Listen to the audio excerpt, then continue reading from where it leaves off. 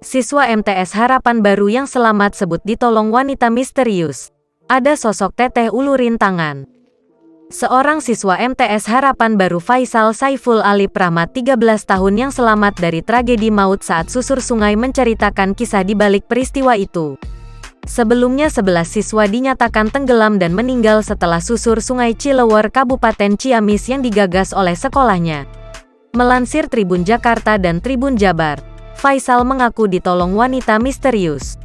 Faisal merupakan warga Desa Wangkelang, Kecamatan Cingambul, Kabupaten Majalengka, Jawa Barat. Padahal saat itu dia mengaku sudah tenggelam di aliran sungai.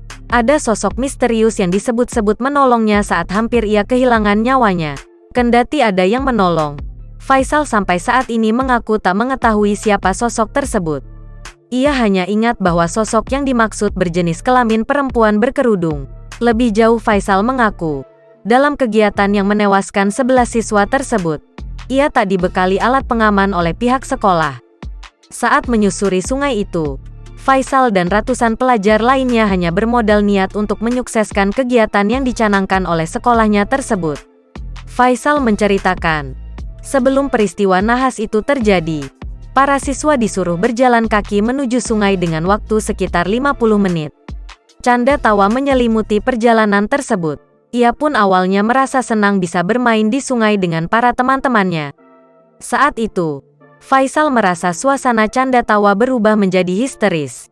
Lantaran, di depan matanya, beberapa temannya tenggelam.